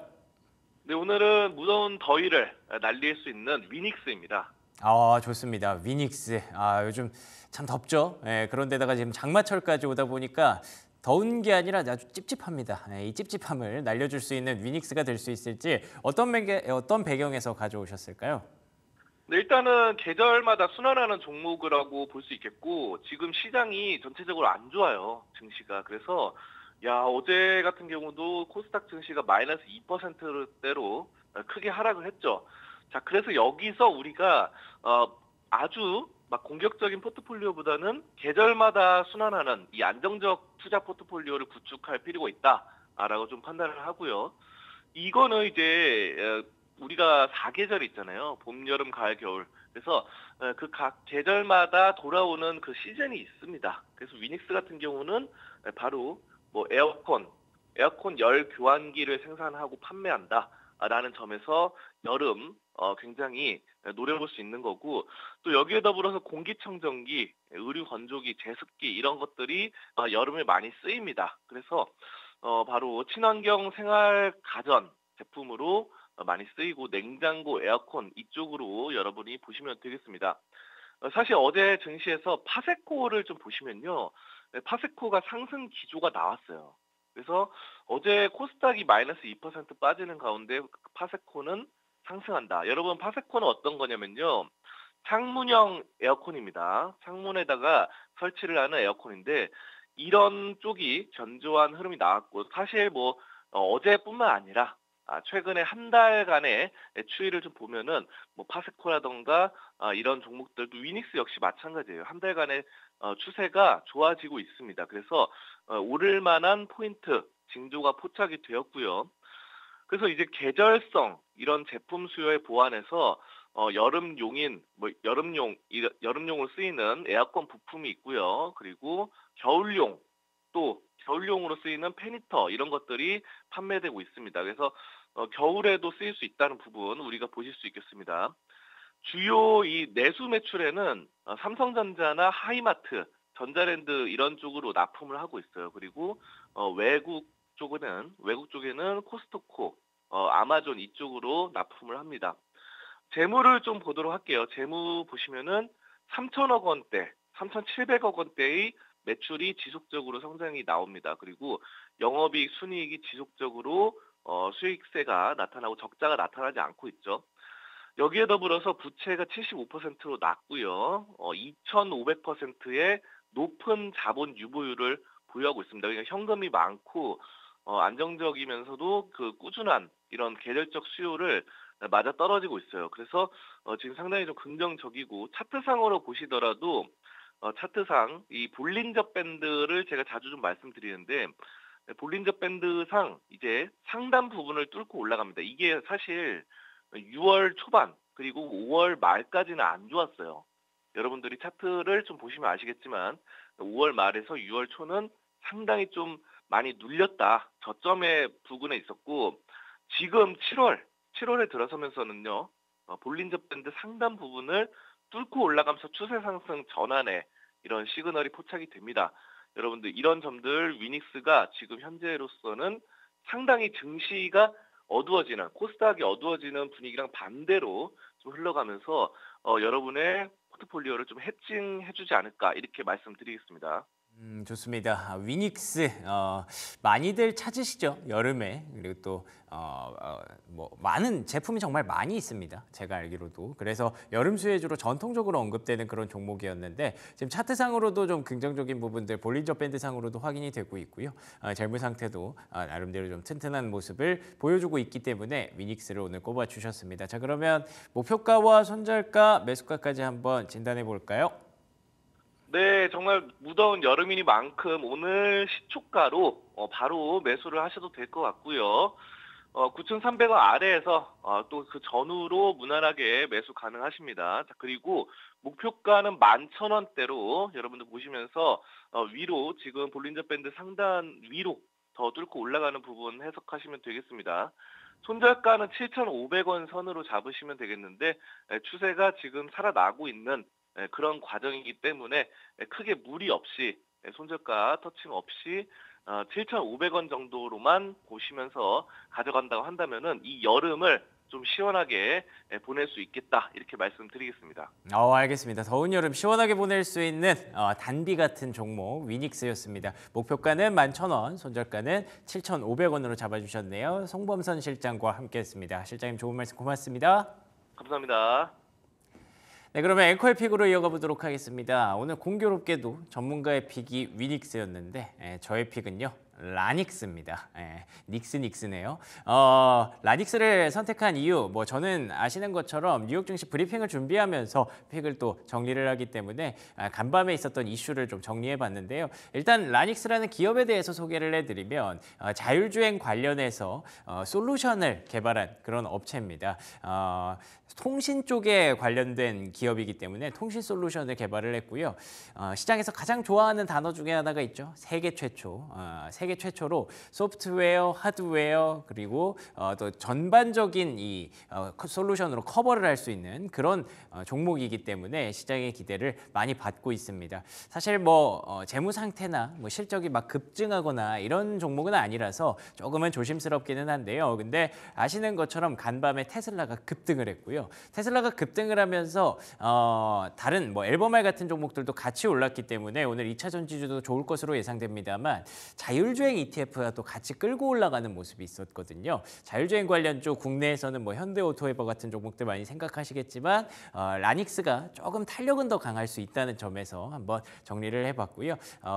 앞서 말씀드린 것처럼 뭐 재무가 그렇게 탄탄한 그런 기업은 아니기 때문에 매매 관점에서 좀 트레이딩 관점에서 좀 보시면 좋을 것 같습니다. 자, 그러면 오늘도 AI의 픽으로 이어가 보도록 하겠습니다. 위닉스, 라닉스 혹시 AI도 여기에 이제 눈치를 딱 잘 맞춰줄 수 있을지 한번 기대해 보죠. 오늘 코스피에서 살만한 종목 하나 추천해 줘.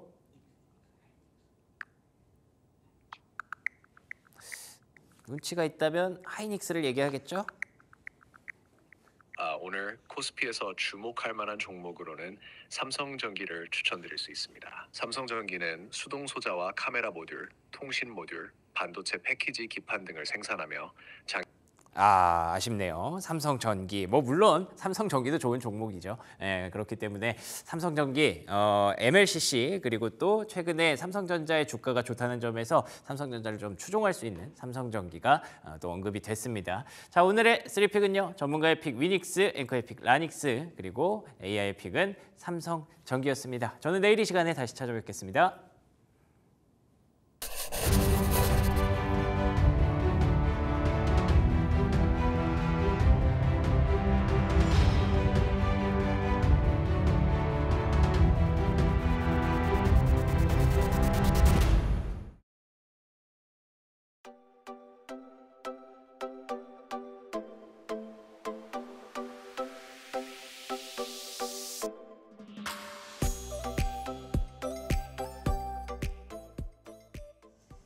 네, 조성우의 투자의 맛으로 이어가 보겠습니다. SK증권 영업부 PIB센터 조성우 부장 나오셨습니다. 어서 오세요. 네, 안녕하세요. 네, 부장님. 어제 시장 좀 다소 우중충했었던 것 같고 특히나 코스닥의 골이 깊었습니다.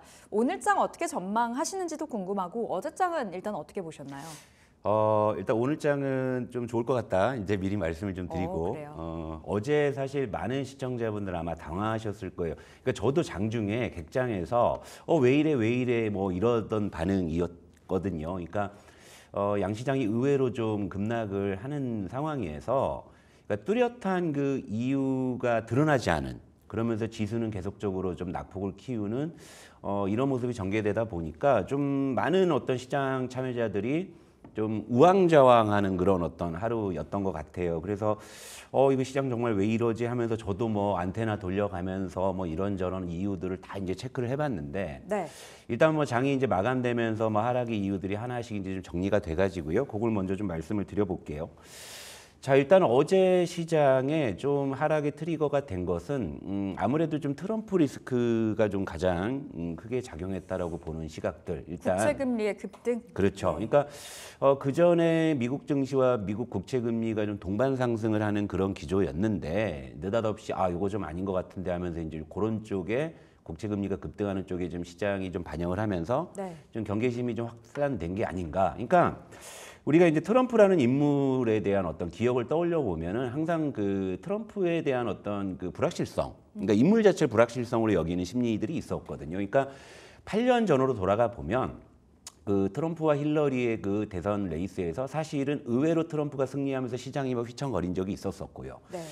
그리고 이제 트럼프 대통령의 재임 기간에도 그 트럼프 대통령의 그 돌발 발언이나 돌발 행동으로 시장이 흔들렸던 적이 좀 꽤 여러 번이 있었습니다. 그러다 보니까 이제 그걸 소환해가지고 시장이 좀 반영이 된 게 아닌가, 뭐 이렇게 좀 보는데 사실 그것만으로는 좀 부족해요. 그렇다고 해서 이렇게 시장이 빠져? 그리고 미국의 어제 나스닥 선물은 장중에 그렇게 빠지진 않았는데, 그럼 이제 다른 이유들을 좀 보게 되면은 뭐 환율이 좀 올랐다. 그리고 뭐 외국인이 어제 코스피를 그렇게 매도하는 기조는 아니었습니다. 그런데 이제 선물을 장중에 1조 원 넘게 순매도하면서 좀 웹도덕 현상으로 좀 수급적인 불균형이 초래됐다. 뭐 이런 부분이에요. 그러니까 이걸 다 조합하더라도 그 정도의 하락은 쉽게 납득이 안 되죠. 그러다 보니까 좀 수급적인 불균형으로 좀 이제 해석하는 게 좀 맞을 것 같고요.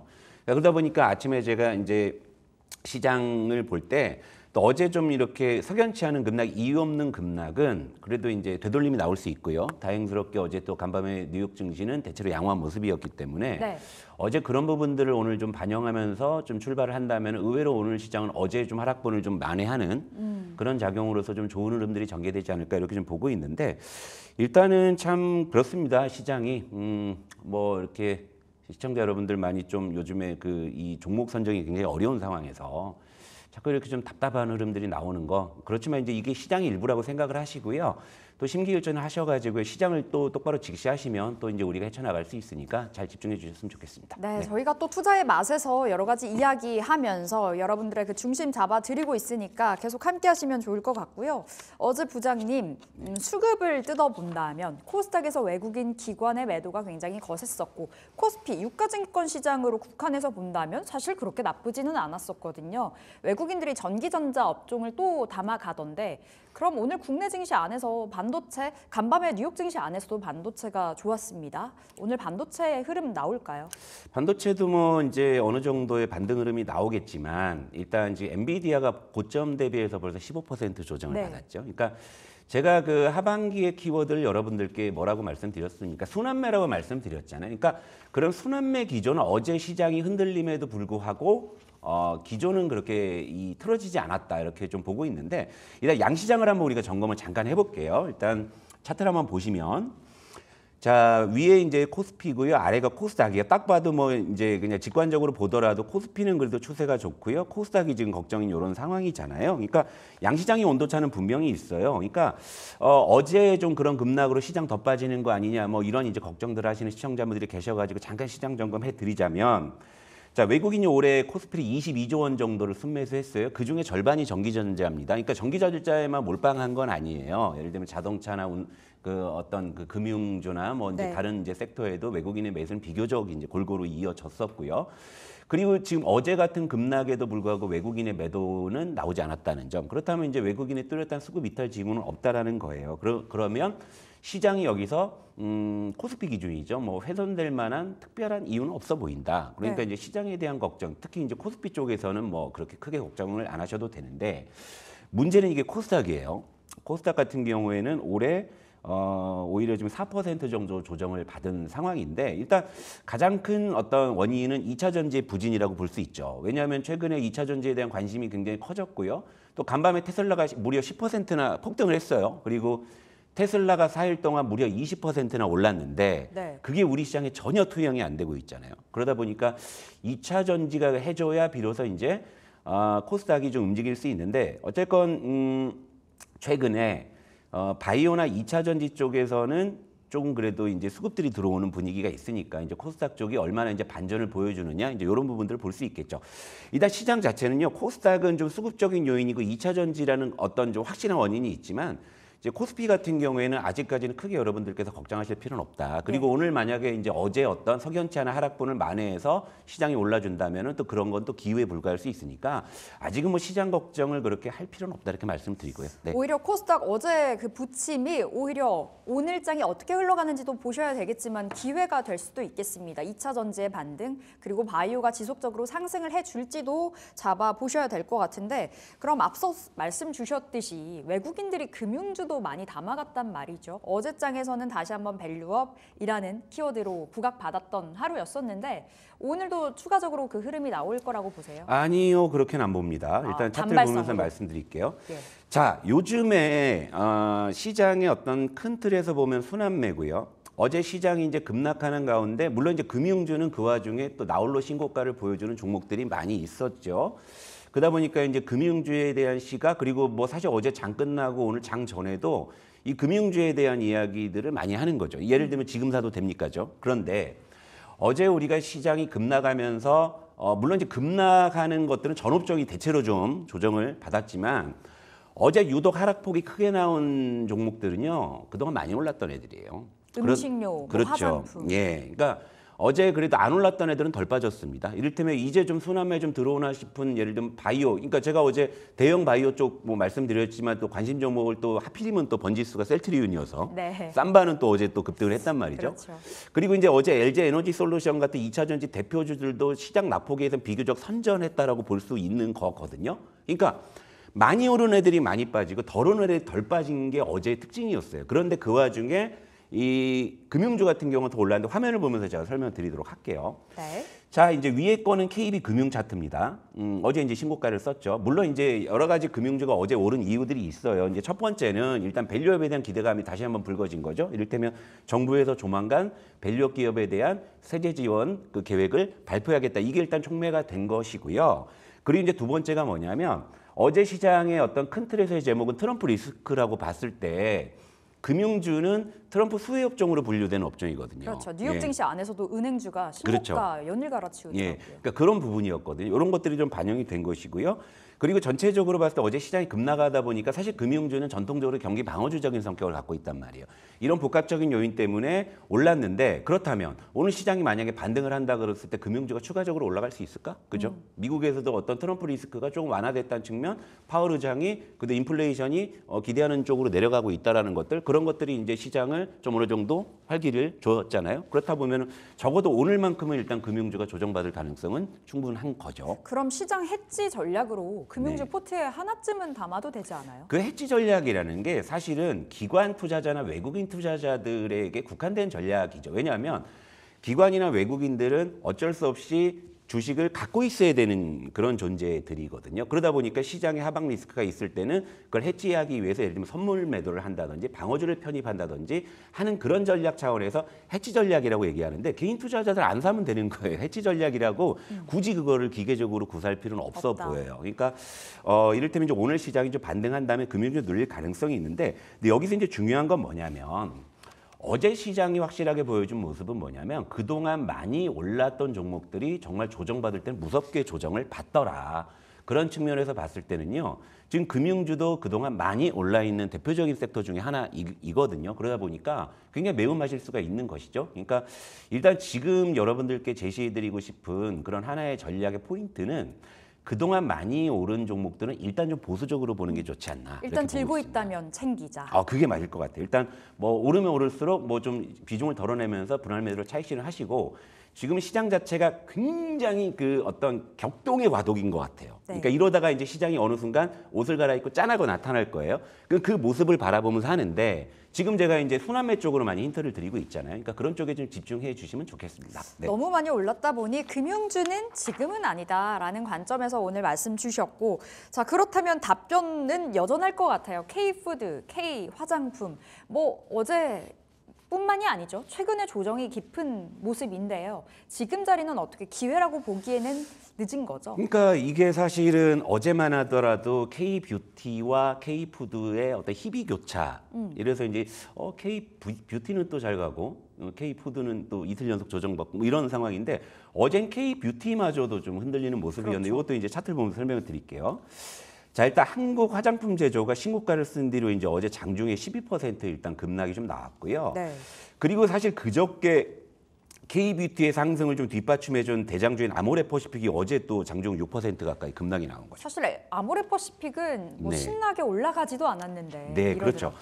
그리고 이제 최근에 많이 좀 미용기기 쪽에서 각광을 받았던 APR 같은 경우도 지금 고점에서 지금 이제 조정의 시그널이 이렇게 좀 나타나고 있는 상황이죠. 네. 그러니까 제가 앞서서 말씀드렸다시피 지금은 그동안 많이 오른 녀석들에 대한 좀 조정이 좀 세게 나올 수 있다. 왜냐하면 어제 같은 경우는 물론 이제 가격 부담인 건지 아니면 트럼프 리스크에 대한 경계감인지 모르겠지만 누군가가 만약에 주식 비중을 좀 줄여야 된다라고 했을 때 뭐부터 줄일까요? 많이 수익이 난 종목이나 많이 오른 것부터 줄일 가능성이 크죠. 그렇죠. 예, 어제도 그런 어떤 작용들이 나타난 거죠. 그러니까 덜 오른 쪽은 먹은 게 별로 없기 때문에 굳이 지금 이걸 팔까 싶을 수 있는데 많이 오른 건 챙기기가 참 좋은 거잖아요. 그러니까 그런 작용의 연장선상에서 보신다면은 일단은 K뷰티, K푸드뿐만이 아니라 그동안에 많이 오른 그런 종목들은 일단 단기적으로는 조금 관망하시는 게 좋지 않나. 그러니까 예를 들면 섣불리 급락했다고 그걸 밑에서 그러니까 떨어지는 칼날을 좀 뭐 섣불리 잡지 말라는 뭐 증시 교훈도 있지만 지금은 조금 이제 그런 어떤 변동성이 확대되는 구간이기 때문에 이런 부분들은 아니면 이제 트레이딩에 익숙하신 분들은 뭐 짧게 뭐 이렇게 치고 나온다 뭐 이런 건 좀 가능하겠지만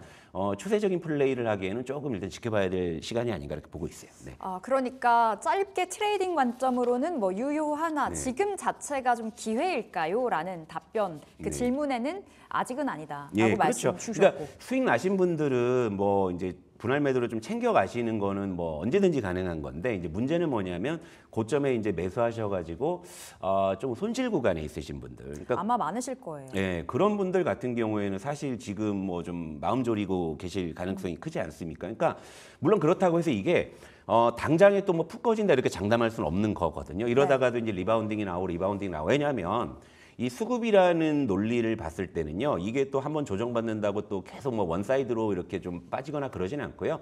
결국에 이제 좀 파동을 그리면서 이제 뭐 추세를 뭐 잡아갈 수 있는 부분인데, 그러니까 분명한 건 어제 이제 많이 올랐던 종목들이 대체로 다 고점 징후를 보여줬다는 점을 봤을 때는 일단 반등시에 좀 이제 그러니까 손실 구간에 있으신 분들은 반등시의 비중을 줄여 나가시는 거 이런 부분들이 조금 적절하지 않나 이렇게 좀 보고 있습니다. 네, 반등 시에 비중 조절 챙기기 전략으로 좀 가져가 보자 말씀 주셨고, 시장 그럼 오늘 좀 좋을 거라고 봐주셨는데 오늘 장에서 만약에 들어가도 되는 섹터가 있다면 지금 반도체 다시 한번 눈길 줘봐도 될까요?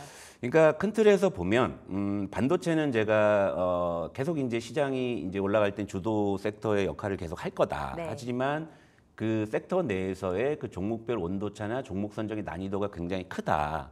그렇기 때문에 반도체는 뭐 업종을 추정한다 이렇게 말씀을 드리는데, 자 어제 시장을 통해서 확실하게 우리가 얻을 수 있는 교훈은 뭐냐면은요, 시장이 지금 순환매냐 아니면 조정이냐 뭐 이런 과도기일 수 있죠.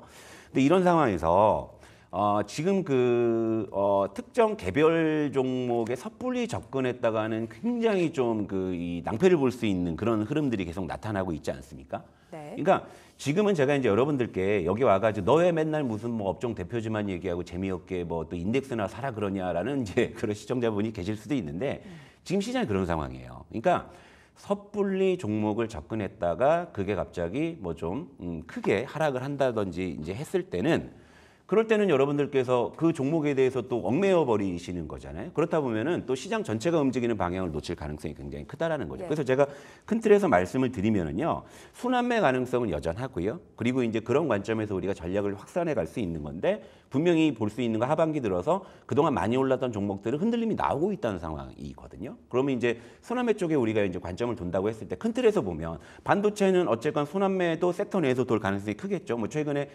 간밤에 뉴욕 증시에서도 뭐 엔비디아는 하락했지만 AMD가 올라온다든지, 그죠? 그러니까 이런 식의 반도체 내에서는 어떤 업종 내에서 순환매가 돌면서 그러면서 이제 계속적으로 이제 업종 지수가 올라가는 흐름이 나타날 가능성이 굉장히 크다 이런 부분이고. 그리고 이제 순환매 관점에서 본다고 하면 이제 차기에 가장 이제 유력한 섹터는 역시 이제 바이오 2차 전지죠. 바이오 2차 전지. 예. 그 전에 여쭐게요. 네. 그럼 삼성전자 여전히 매수 관점으로 둬도 되는 거죠? 예, 저는 뭐 어제도 그렇고 오늘도 그렇고 너 반도체에서 뭐 살래 하면 삼성전자. 일단 삼성전자. 그럼 삼성전자 향까지 연결해서. 연결해서 보는데 이 삼성전자 향으로 연결해서 보기까지는 일단 순환매 어떤 그림이 좀 뚜렷해져야죠. 그러니까 지금은 분명히 그런 시그널들을 주고 있는데 예를 들면 CXL 종목 같은 경우에 그저께는 굉장히 좋았단 말이에요. 근데 어제 또 예, 어제 그대로 두드려 맞아요. 그러니까 반도체는 종목으로 접근하기 굉장히 매운맛이기 때문에 제가 그래서 업종 대표주인 삼성전자 그리고 최근에 시장 분위기가 어쨌건 약간 삼성전자 쪽으로 무게추가 옮겨오는 느낌이고 내일 모레 삼성전자의 잠정 실적 발표가 있지 않습니까? 5일이죠. 예, 그러다 보니까 당분간의 이슈의 중심에 삼성전자가 있을 가능성이 있기 때문에 일단은 삼성전자를 축으로 하고요. 그 다음에 뭐 좀 이제 확산한다면 뭐 LG전자나 삼성전기 같은 온 디바이스 향 그리고 아까 AI 추천주가 삼성전기였죠, 그죠? 네, 그죠. 예, 그런 걸로 확산할 수 있겠고요. 그리고 이제 그런 것들이 이제 조금 더 뚜렷해진다고 했을 때는 이제 삼성전자양, 뭐 전공정, 뭐 소재 레거시 등등이 있겠죠. 그러니까 이런 식으로 확산하는데.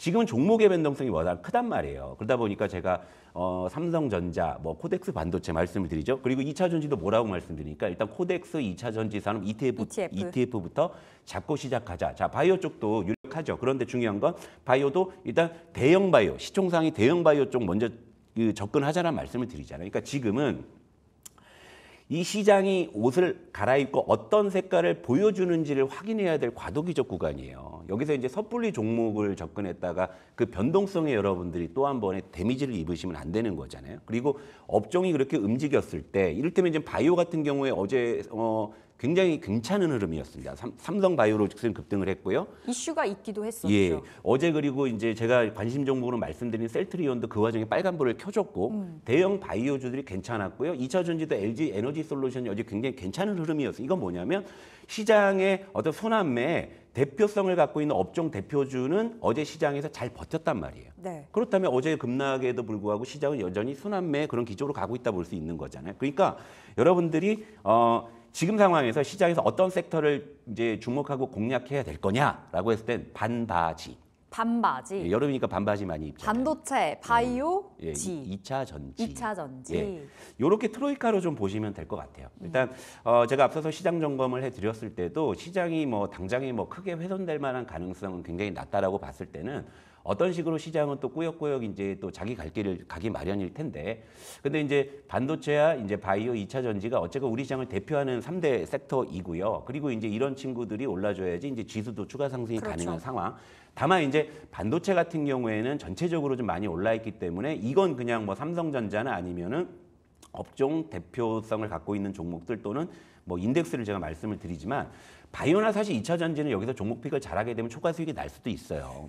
예, 근데 이제 그런 부분들은 이제 여러분들께서 좀 포트폴리오 좀 재정비를 한 다음에 좀 공략을 해야 되는 상황이라고 보는 거고요. 여러분들 지금 이런 시장에서 이제 시달리다 보니까 계좌에 뭐 못해도 뭐 종목 뭐 10개, 20개 이상은 뭐 기본으로 갖고 계신 분들 많으실 텐데. 종목 백화점이 그렇죠. 사실 다이소 지금 제일 뭐, 힘들 예, 것 같아요. 예. 그러니까 그런 상황에서 또 뭐 종목 하나를 또 잡는다고 해서 뭐 전세 역전이 되거나 그러진 않을 겁니다. 그러니까 좀 전열을 재정비하는 저는 그런 구간이라고 지금 생각을 하거든요. 그러니까 전체적으로 이런 순환매 시그널이 짙어진다고 했을 때는 아무래도 뭐 2차 전지나 바이오 쪽의 기대 수익이 더 높을 수 있겠죠. 왜냐하면 그동안 오른 게 없기 때문에. 그렇죠.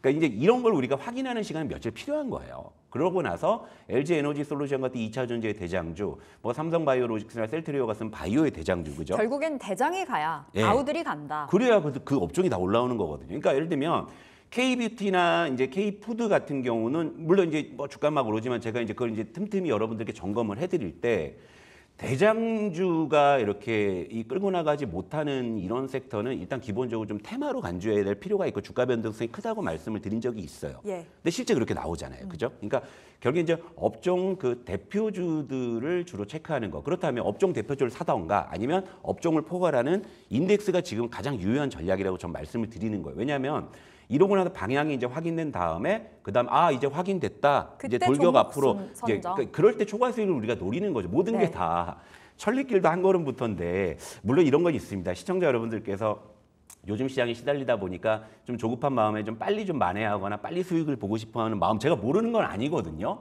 그러니까 여러분들이 쟤는 왜 맨날 인덱스만 사라 그래 하실 수도 있는 건 알아요. 근데 모든 게 다 때가 있고 절차가 있는 거죠. 아니 밥도 사실 이게 뭐 그 끓인다고 되는 게 아니잖아요. 뜸도 다 들어야 되고. 그러니까 어쨌건 이제 우리 투자의 맛은 저는 분명히 지금 궤도에 잘 올라가고 있다고 보고 있어요. 그러니까 여러분들도 매일매일 저를 봐주시면은 저 녀석이 이러려고 그랬구나 느껴지시는 때가 분명히 있을 거니까 지금은 차분하게 시장을 잘 관찰하시고 전열을 재정비하시면서요. 우리가 또 이제 다시 한번 또 힘을 모아서 싸울 수 있는 그때를 우리가 기다리면 되는 거거든요. 네. 이런 말씀 드릴게요. 네. 오늘은 거의 뭐 하반기의 전략이라고 봐도 무방할 그렇죠. 만큼 네, 네. 큰 틀에서 네. 이야기를 많이 주셨습니다. 원체 수급적인 측면부터 7월에 그리고 하반기에 봐야 되는 건 반바지로 네, 네. 좀 정리를 해보도록 하겠습니다. 반도체, 바이오 그리고 2차 전지까지 얼마나 올라와 줄지 또 어떻게 그 이슈 타고 올라와 줄지도 관전 포인트로 잡아보면서 지속 체크 도와드려 보도록 하겠습니다. 자, 오늘 투자의 맛 여기서 마무리 지어볼게요. SK증권 영업부 PIB센터 조성우 부장 함께했습니다. 말씀 고맙습니다. 자, 이제 개장까지 1시간 남짓 남았습니다. 1시간 한 10분 정도 남았네요. 출발 딜사이트 1부에서 여러 가지 이야기들, 전략들 세워드렸고요. 2부에서 또 날카로운 전략들 세워드리는 시간 가져볼 테니까 여러분 2부에서 기다리고 있겠습니다. 함께해 주세요. 고맙습니다.